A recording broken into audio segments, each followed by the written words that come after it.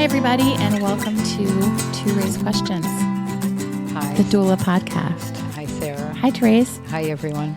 So this is Thérèse Hakoon. She's the executive director of ToLabor, which is a doula training and certification organization, which means we hold workshops. We teach you how to be a doula. We teach you how to be a better doula. We teach you... What were you going to say? Well, somebody just wrote that on their evaluation. I thought it was such a powerful statement for us as an organization to receive, which was, not only did I learn how to be a doula, I learned how to be a good doula. Yeah. And I thought, wow, that is so affirming to me. Well, and a lot of our workshop participants are people who have taken other workshops with us or with other organizations in the past, and it's sort of a continuing ed type thing. But yeah, so Thérèse is Thérèse Hakoon, executive director of ToLabor, who teaches you how to be a good doula. And I'm Sarah Allen Short. I also work with ToLabor, and I am hopefully a good doula. You are a good doula.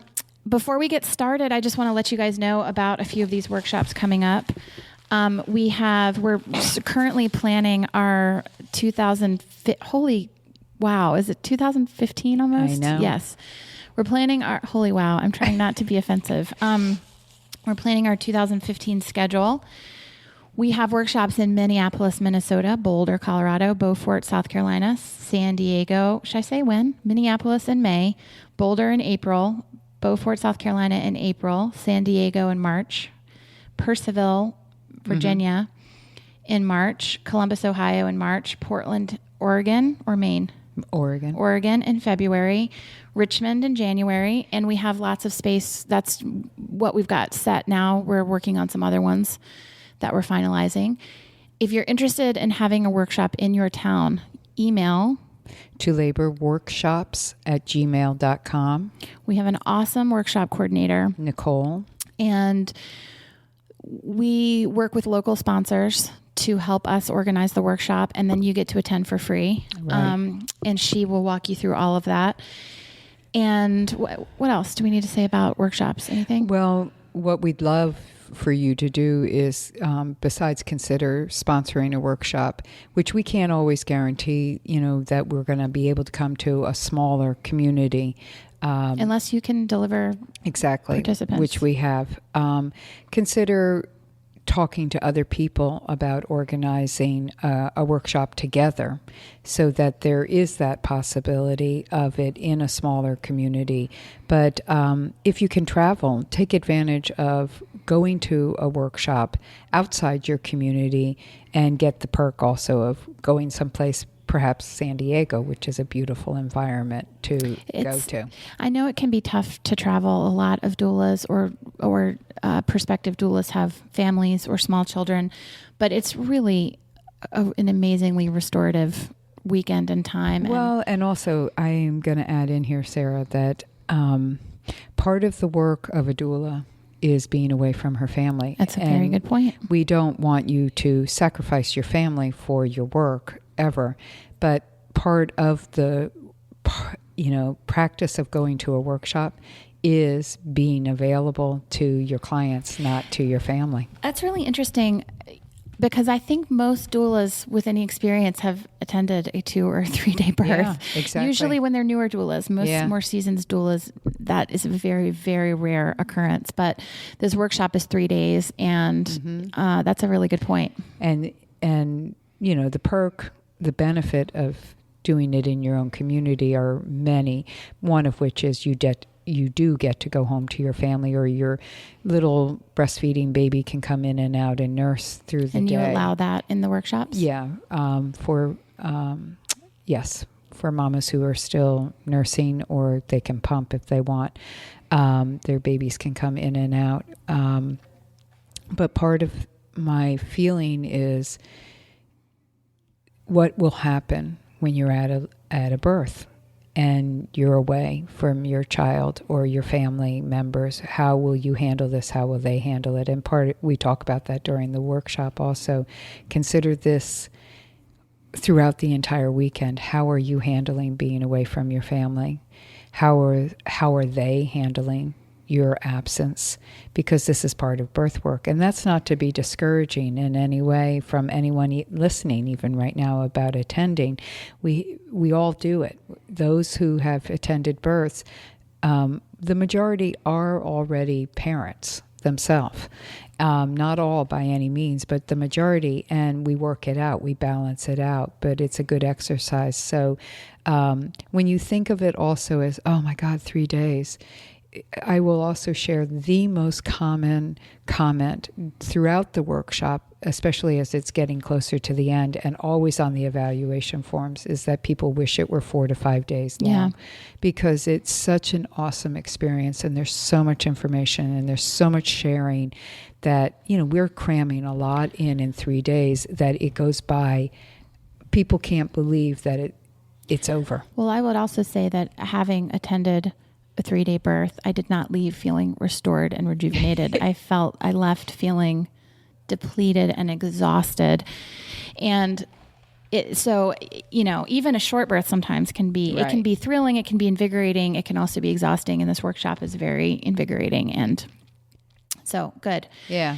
This is actually, this whole talk about being away from families. So we were going to talk about postpartum visits this time because we did prenatal visits last time. But we also talked about professionalism. Maybe we should do that since we're kind of on the...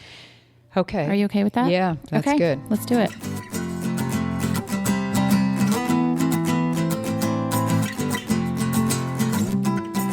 So what you were saying about having nursing babies come and being away from your family and all that stuff, this is something you and I have talked about doing a topic on, and I think we might as well do it. So professionalism at a birth, which includes things like, do you sleep? Do you not sleep? Right. How do you work with the nurses? Do you have your nursing baby brought in? Do you go home?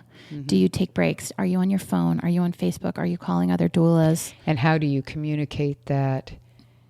How do you negotiate that? And then how do you communicate it perhaps to the staff so they have a greater understanding of why you're doing what you're doing? Right. I think that there is a very common perception. So anybody who's been a doula for a while knows that there's a lot of medical staff that don't love doulas, right? So that's an awkward thing to say. There's a lot of doctors and nurses who are sort of anti-doulas. I wouldn't say the majority. But we've all run into some. Okay, but here's how I'd rather rephrase it.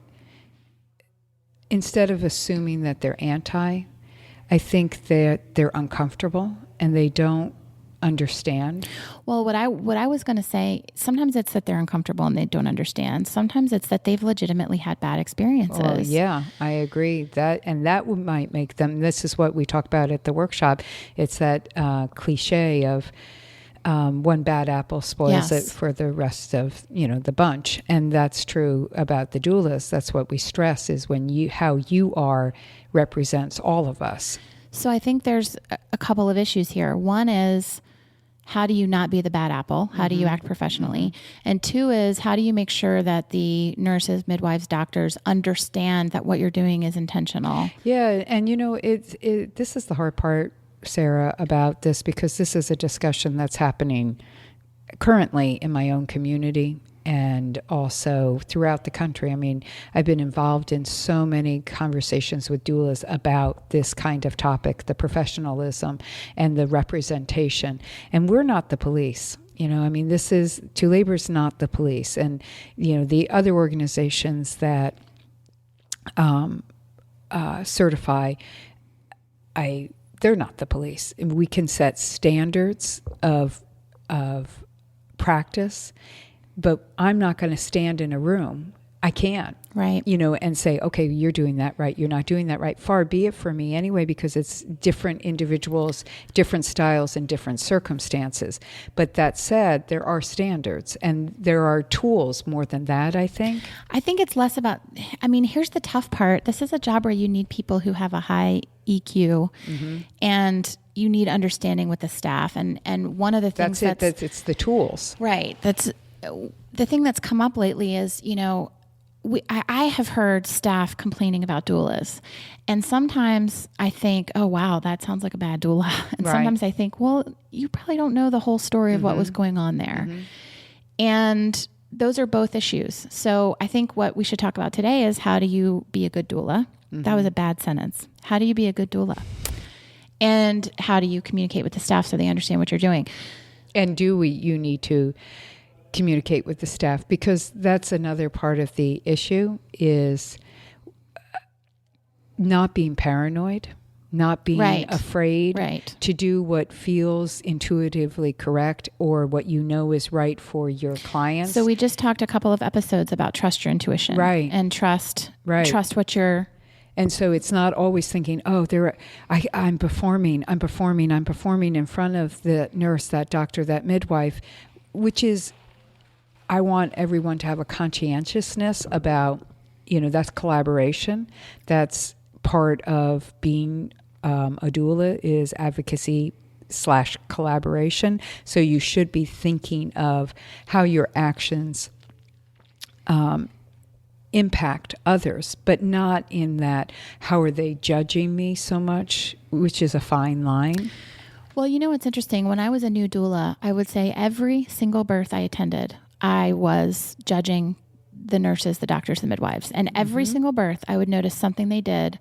And you didn't like it. That I didn't like. Yeah. And isn't that interesting? And I would, yes. And so that's where I'm going with this. Yes.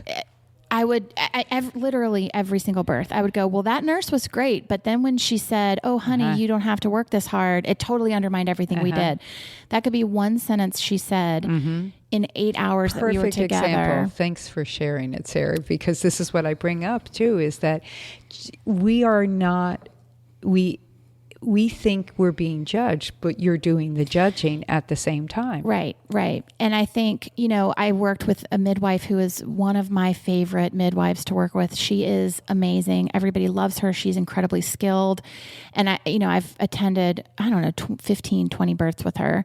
And there was one birth where she was talking about very inappropriate stuff during the pushing stage, current events that were happening, traumatic current events with the mom. And I just was aghast and so judgmental of her. And then I thought, you know what?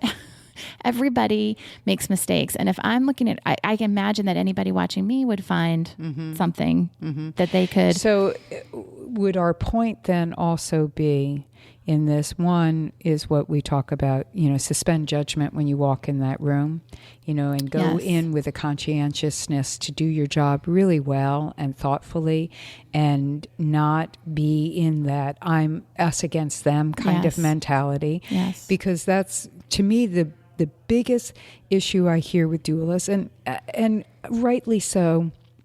What you just said is very legitimate. Yeah, we're humans. We make our assessments of people and how they're doing something.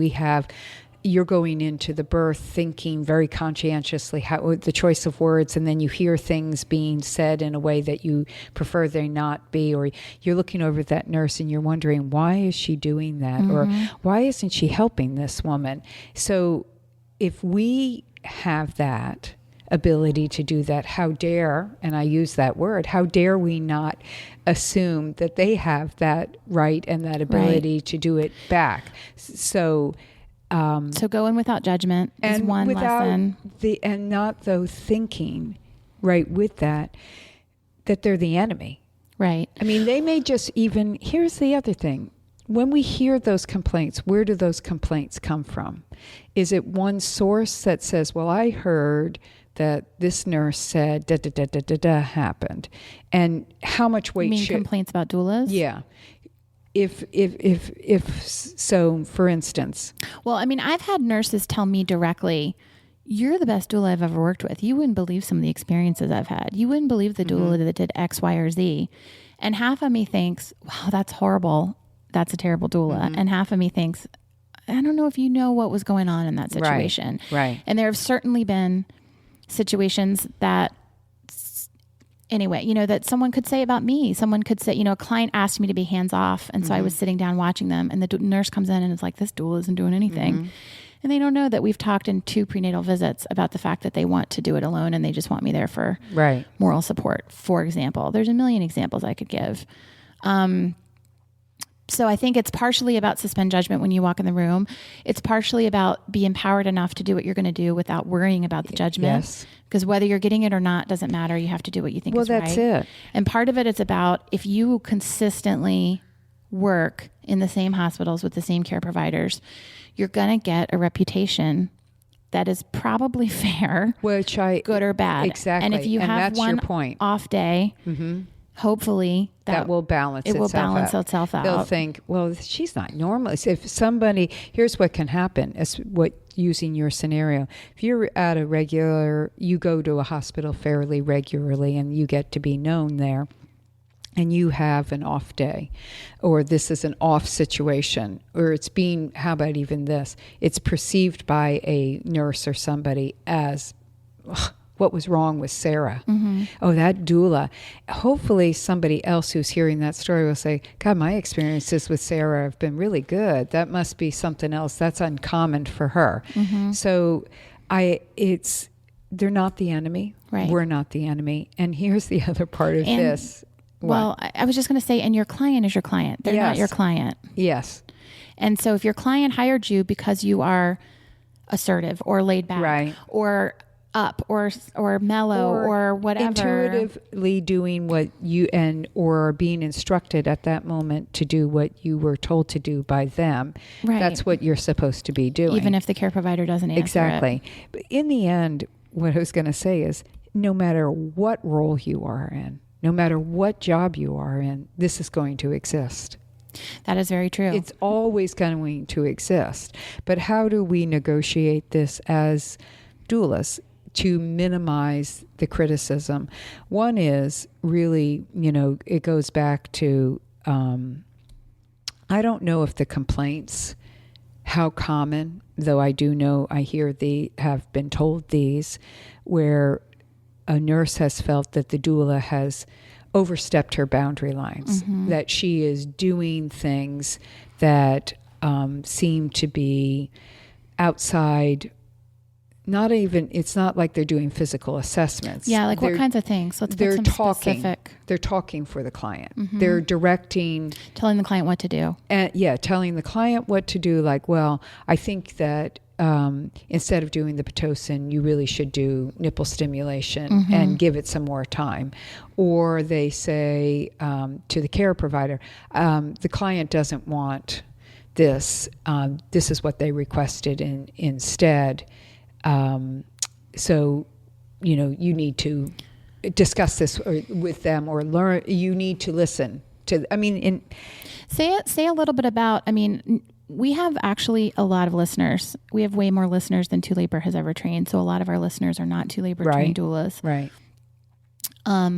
Explain what your philosophy on those things are, because there are a lot of doulas that practice that way. Right. There are a lot of doulas who might be listening right now and thinking, well, what is wrong with telling someone don't do Pitocin, do nipple stimulation? What's wrong with it? It's not your job. What's your job? Your job is to give information to your clients. And we really stress prenatally. If you can work with your clients prenatally, then they will already know about Pitocin, what the risks are, what the benefits are, what the pros and cons are of doing it. When they may think it's really, therefore, so when it's presented to them, they will know those things already. And then they will already have known from you also that there are sometimes alternatives for Pitocin that could be possibly tried first prior to doing the Pitocin. And then when they are in labor, but prenatally though as well, you as a doula are to be making sure that your client understands what the role of yours is as an advocate. You are not going to say to the doctor, well, she doesn't want Pitocin. I think that word advocate is confusing. Well, it's confusing, but not for me. So here's what we teach advocacy is. Before I was a doula, I thought what doulas did is protect their clients, be a guard dog to keep stuff from happening that was unnecessary. That was before I was a doula that I thought that. I think that's a very common. And that's why. And clients will tell me that's why they want me to hire me. Right. I want you in the room to protect me. So what are you talking about instead? So the communication is what I don't know what other organizations, how they represent it. So it's just Two Labor speaking now. True advocacy is helping that woman and or her partner find their voice. It's because it's happening to them. And so what your job is that educational part that I just went through. And then if the situation arises that they're being presented with Pitocin as an option right now, like, well, we feel that it's time to do Pitocin, you can say to her, if she isn't already, or the partner, speaking up for themselves, and give them credit.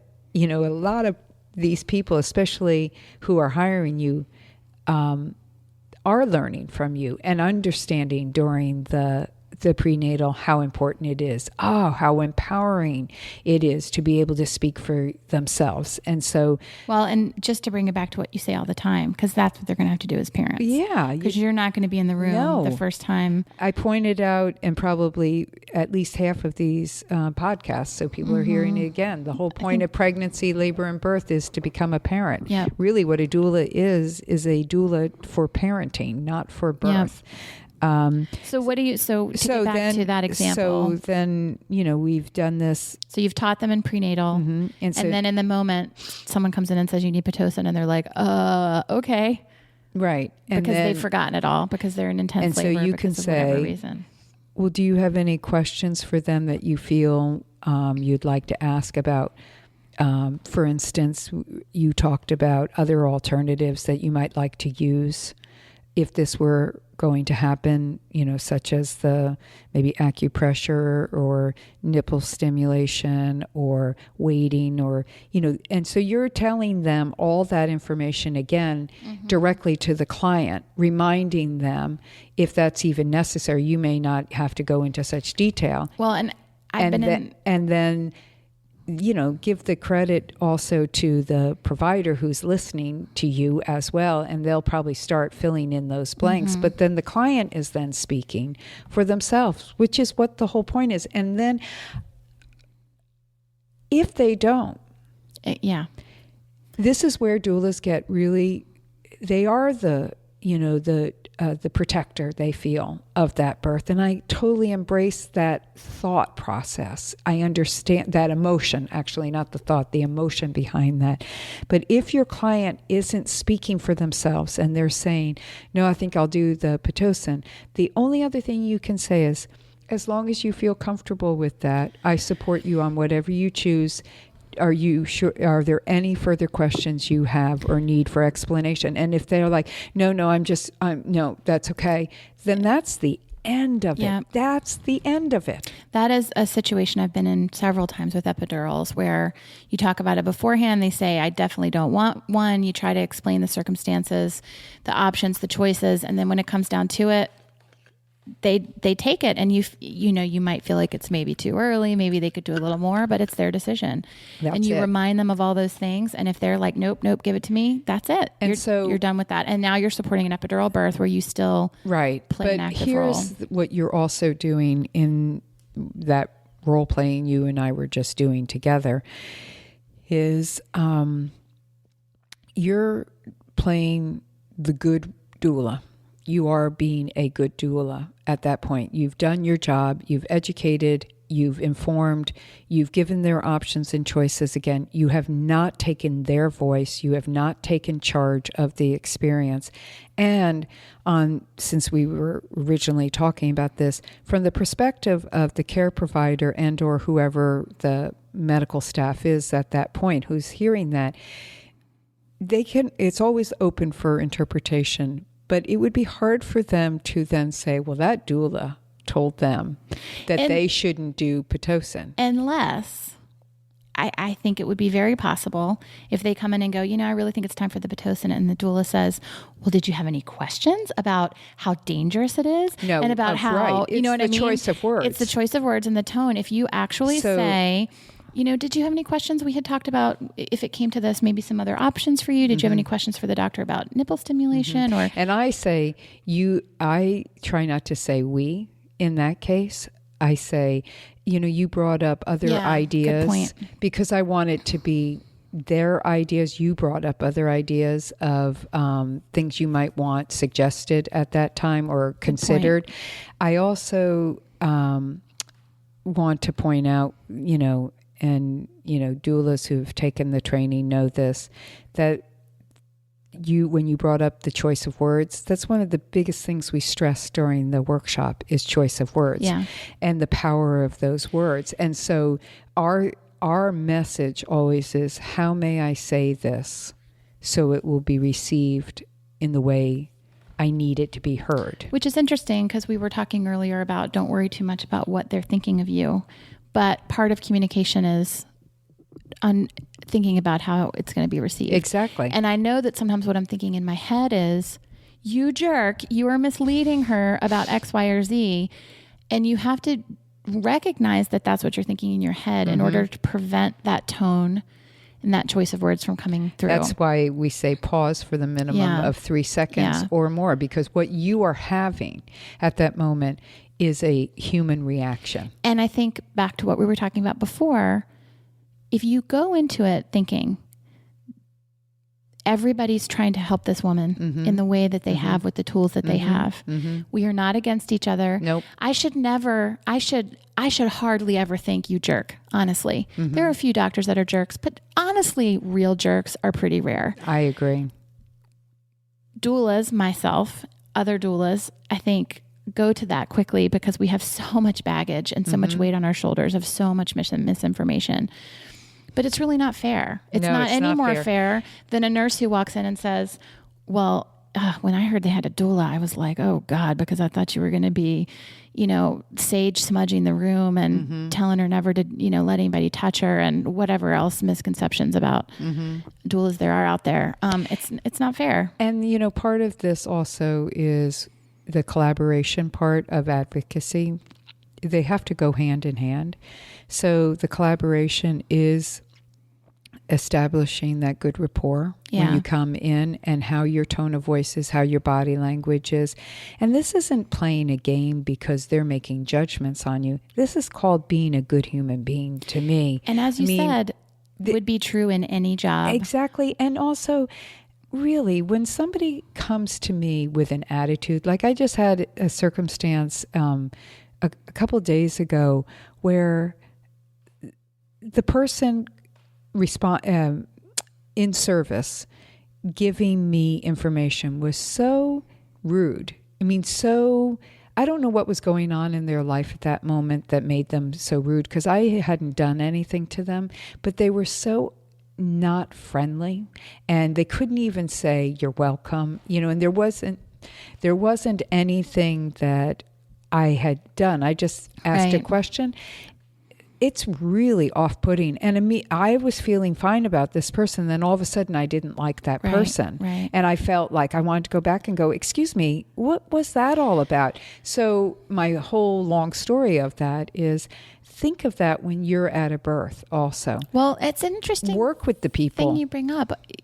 As a doula, if you have someone who's being very rude to you, you can't really, I think you shouldn't really do that. You shouldn't go to the nurse and be like, what is wrong with you? No, I would never. And what I guess I didn't make clear, I didn't go back to that woman. Well, but if you are a customer at a 7-Eleven and the person is being really rude to you, as the customer, you might feel like you can say, hey, you don't need to be so rude to me. But we're not the customer. That's exactly the point I'm making. Yes. And so I want to let it be clear on that, because I would never, a doula should never go, what the hell is going on here? But we have less of that possibility occurring, though it still can occur, if we ourselves are coming in with just being authentically good human beings.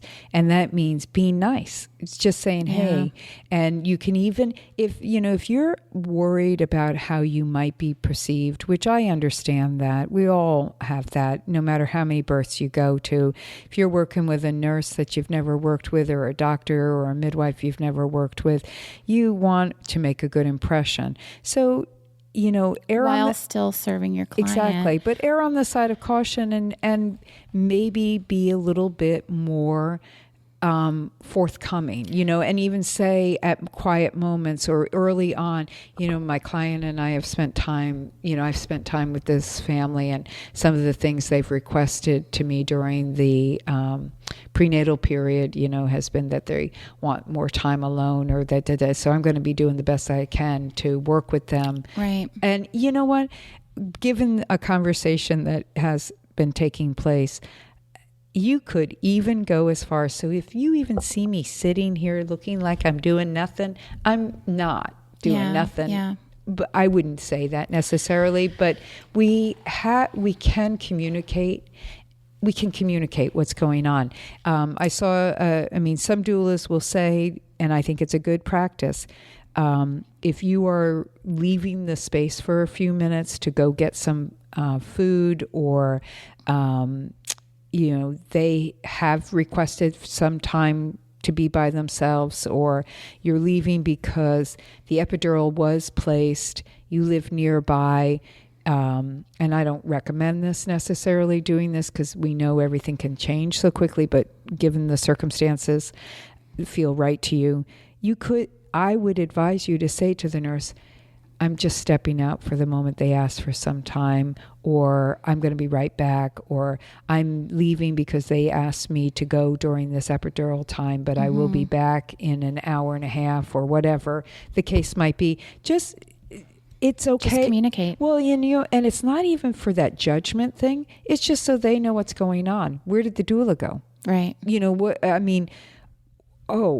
It's the whole picture of the birth, that the labor that's happening. What do you think of the idea of having an L&D nurse, a midwife, an OB on to talk about what they've liked? And Sure. I don't want to create extra tension and invite a midwife on to be like, here's the top 10 things we've doulas talked do that about tick me this, off. and we've talked about. I think it's and we have plenty of contacts to do that. Yeah.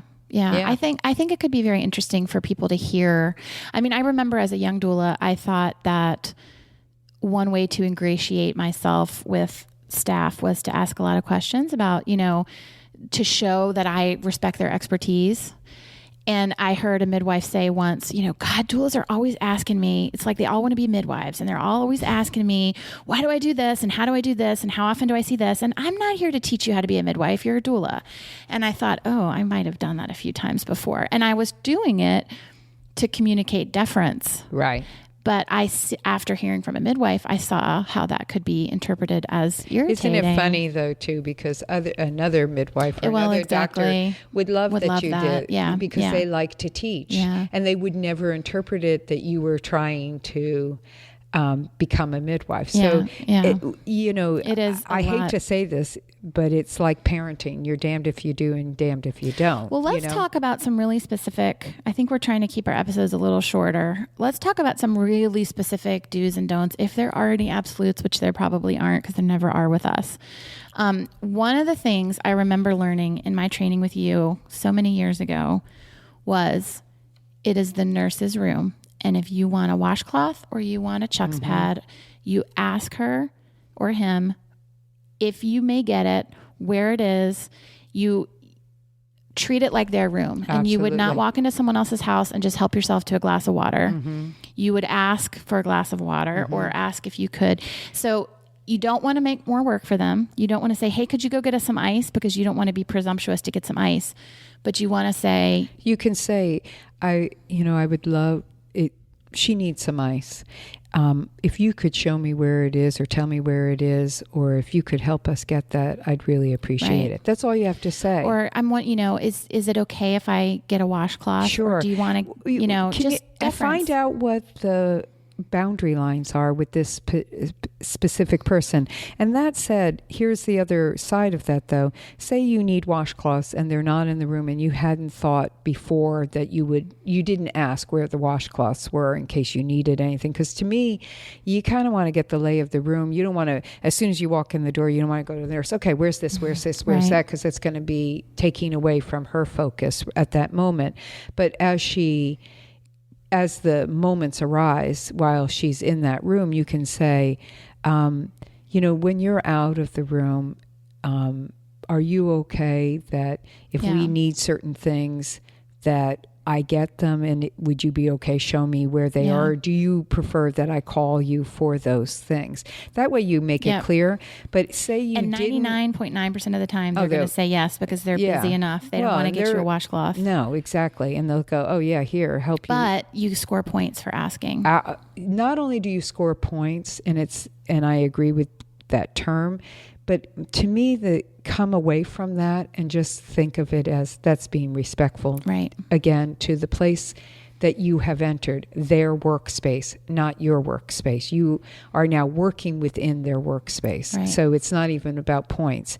But say you did not think to do that prior to them leaving the room, and you did need washcloths, and you knew you started looking for them, and you found some, and you're using them.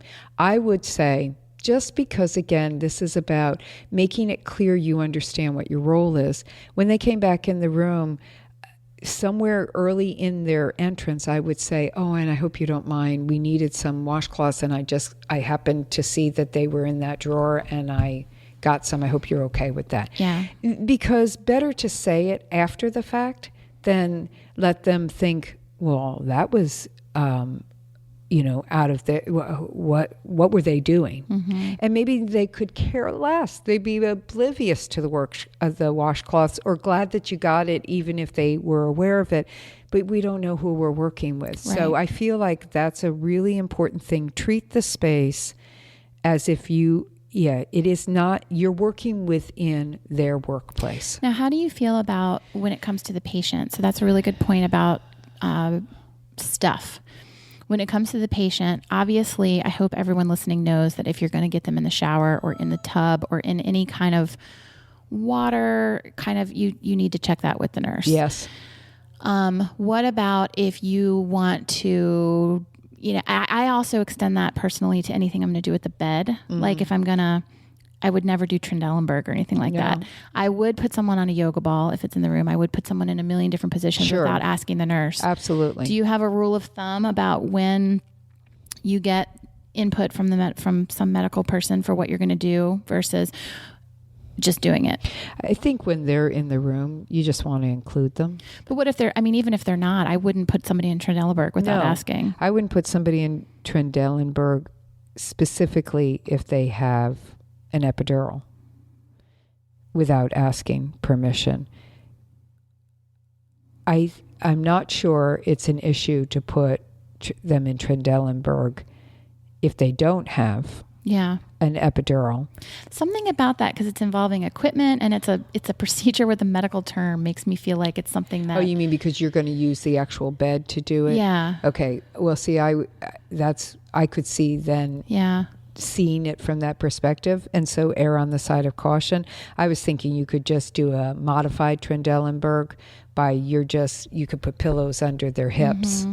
and I would do that, and elevate them, because what's the difference between that and getting them into the chest knee position? Yeah. Would you ask permission for that? I wouldn't. Yeah, so it's about the bed. If they were pushing. Once they're pushing, I ask permission for any position change. Yeah. That's just me. Well, and do you agree with that? Yeah, I think, again, if they're in the room when they're pushing. Usually a nurse is there the whole time they're pushing. Usually, but not always. And so I would say, I was thinking about getting her up in a couple of squats. You good with that? Or how do you feel about that? Do you think that might help?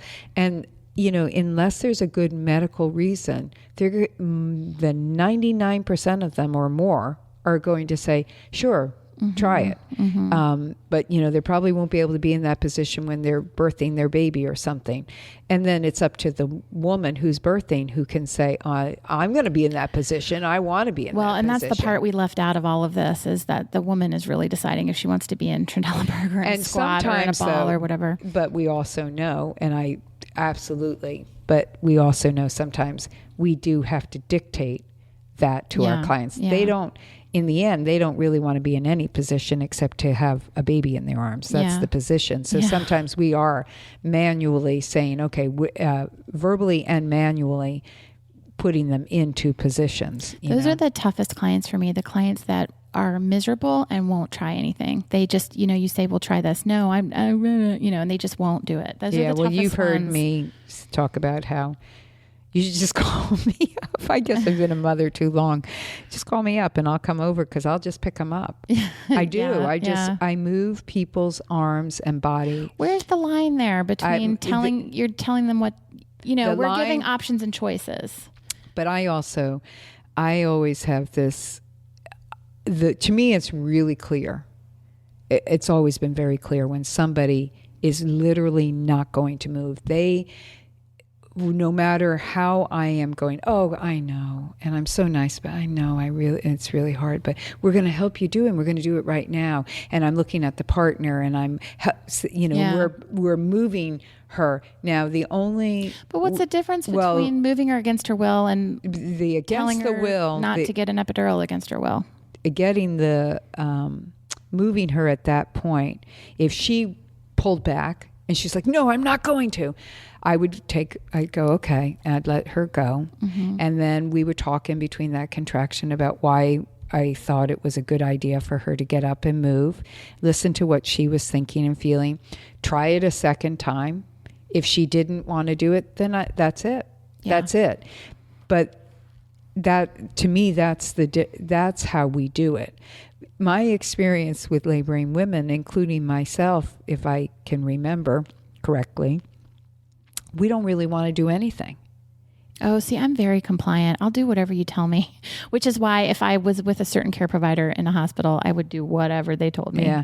Well, of course, they're very vulnerable and compliant and that susceptible. Yeah. But as far as movement goes, because everything hurts more. And it's like your whole body is already so invested. All the energy is in having these contractions. The thought of moving your body isn't necessarily what you think you can do. Yeah. And that's what I mean, is that they don't really want to do anything that requires them to actually do it. Yeah. And so we help them move.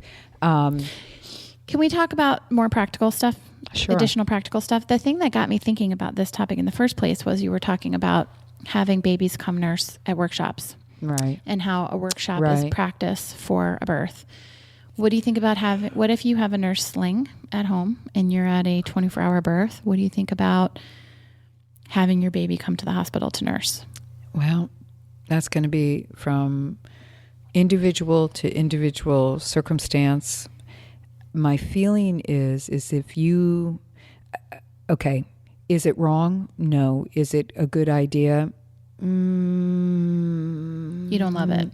I think if you can't be away from your baby for 24 hours, you shouldn't be doing births. And that's a very bold statement of mine that I'm not even going to 100% support myself in saying. Email to labor@gmail.com. But what ToRAISE, she's full of it.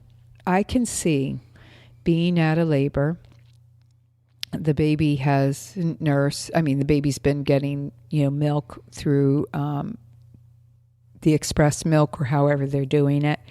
And now 24 hours is going by since the mama has nursed last, and maybe it's about her more than the baby because maybe her breasts are starting to fill up.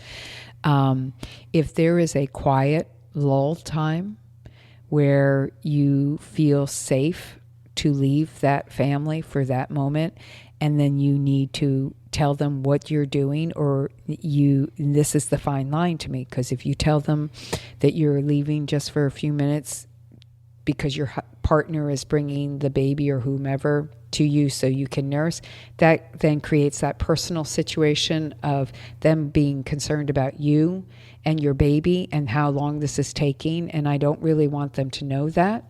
So you could excuse yourself without them even knowing that it's about your baby.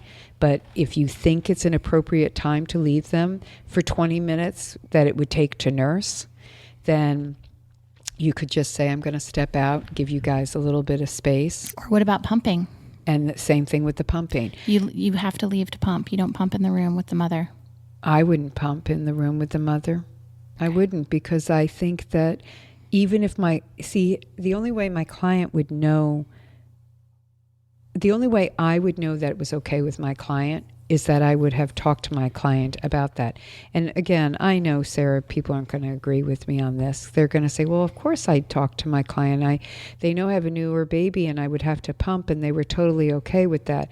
I just don't want my client to think about you. I don't want them to have to give me permission or not permission. Well, if you ask in a birth, hey, is it okay with you if I go pump? No one's going to say no. Right. You're not giving them much of a choice. I would say... Prenatally, though, people... Prenatally. Yeah, but see, then again, I feel it's that fine line. And I'm, again... Well, I would write it into a contract. This is how I would handle it. And okay. I was not a doula when I had a new baby, so I don't know what I would do, but this is what I think I would do. I would write into the contract that every 4 hours I need a 20-minute break or something like that. Excuse me. And not say why, and just say, or if asked, say, this helps me stay fresh. And it doesn't mean I'm going to take it every 4 hours on the dot or every 6 hours or every 8 hours or whatever, but just put it in the contract so that it's known ahead of time. And it could be to go get coffee. It could be to pump, whatever. And I would just make sure they know. And then if you're in a situation where you can't go without pumping and you're taking births and you've made the decision to do that, which is a lot of people. Yes, it is. Then just talk about it ahead of time. Not necessarily, again, that you're pumping, but just that you're going to need to take a couple of, you got to go to the bathroom. People go to the bathroom. Sure. And that, I think it is about communication. I'm not sure they have to know the reasons why you're leaving. But if it feels right and okay to you, then you need to trust that over and above what I'm saying. Yes. But what I want people to do is consider, if the roles were reversed and you were laboring and somebody you was helping you, the doula had a baby, is there not a part of you that would be concerned about her and her baby? Yeah. And maybe not, but we want to take that into consideration. The other thing I think about is the professionalism of a doctor or a nurse or a midwife. And I do not believe a midwife would say, excuse me, I have to leave you now to go pump. Right. Plenty of midwives are pumping. Right. They would figure out a way to do it. Right. And, a nurse is not going to say, a nurse might say, I'm going on break now, and someone else is going to be with you for a few minutes. But a nurse is not going to say, I'm going on break to go pay my electric bill. I'm going on break to go pump. They're not going to tell you that. It's not professional. And I agree with you. So put it into that context. But what I can hear listeners saying right now is, but they're not expected to be with the doula, with the client 100% of the time. See, isn't that interesting? It's a tough job. But here's the interesting thing that just popped in my head. A judgment against a doula for not being with the client the entire time, that she's in labor, or sitting on the couch, knitting, or sleeping while the client is sleeping. For that to be judged is so wrong overall, because the nurse and the midwife and the doctor aren't there the entire time with that woman either. They're off doing other things, some of which is work related, and some of it is eating and chatting and chatting and chatting and chatting. The funny thing is, what's been coming, what we've heard about a little bit about lately is doulas who are sleeping or not doing enough or whatever. The doulas I know all talk about how terrible they are at self-care, how they go to a birth and don't eat for 24 hours. They are at a 36-hour birth, and even while the client is sleeping with an epidural and told them to sleep, they don't, because they feel like they shouldn't. Mm-hmm. They never leave. The doulas I know, which are good doulas, I feel like the problem is not that we're not taking it seriously enough. It's that we're not doing enough good self-care, which we've also done an episode about. We haven't talked about everything I wanted to talk about, but I want to wrap this up soon. Okay. What else strikes you? The thing you said earlier, I forget what you were talking about. You said that, I think you said asking the nurse's permission. No. We were talking about letting a woman advocate for herself is being a good doula. And it occurs to me that we're throwing around the term good a lot. And what we really mean is professional. Mm-hmm. Anything else there's a million things. I invite you guys to go on our Facebook page and let's start a thread about what else is professional or unprofessional. we've mentioned sleeping. I think your position. Eating phone calls. So eating phone calls. Yeah, eating phone calls. Eating. Don't do it in the room. Well, you can have a little snack. Yeah, right. But I just mean be very aware of smells. Mm-hmm. Don't eat a burger. I mean, remember, you do have to take care of yourself. Yes. Yeah. You want. But almonds or something. Yeah. You want good, just like we tell our clients to bring good, healthy snack food with them. You can bring a good, healthy snack foods with you. You should, because, I mean, carry a protein shake with you. Carry, what are the professional nuts. rules around eating? When you aren't, I have sat at births and munched on almonds and things like that without being in the client's face. They're doing something with the partner at that moment, and I'm popping almonds in my mouth. And when I'm needed, I'm not chewing almonds in their face. Or, I'm eating something, briefly taking a bite here or there of something, because I have to have energy myself. Right. But I'm not sitting down with a whole plate of food and sitting in the room and eating. But if you have a comfortability, because it's right to be able to leave for a moment to go get yourself a quick lunch or breakfast or dinner or whatever it is, then you do it. You leave them for that short period of time and you eat, but you make sure you've communicated that with them, and if you need to, with the staff. Texting and telephone calls, not in the room. If you absolutely have to call or text somebody, say, I need to I'm just going to run, get a cup of coffee at the break station, or I'm going to refill your water or your ice. And you step outside of there, or I'm going to give you guys a few moments, and you step out, and all you have to do it is right there in the hallway outside their door. You can text whoever it is that you needed to text or call real quickly to let them know what's going on in your, checking in with your family or your work.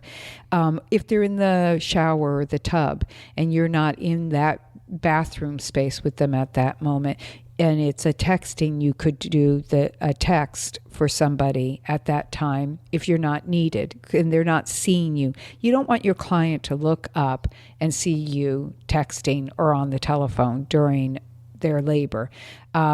If they have asked you to call somebody for them, whatever the case might be, a family member, an outsider of some source, and they've asked you to do that, that's a different circumstance. Then you could pick up the phone, be discreet. I mean, not unless they want to hear what you're saying. You can say, well, they asked me to give you a call. That's a different circumstance. If a nurse happens to walk in and see that, at the end of the conversation, you could say, they asked me to call their family member or this person to check in with them. I wouldn't normally be on the telephone. Just clear the pathway for others as well, besides yourself. I want to pick up on something you said in passing. My favorite excuse for anything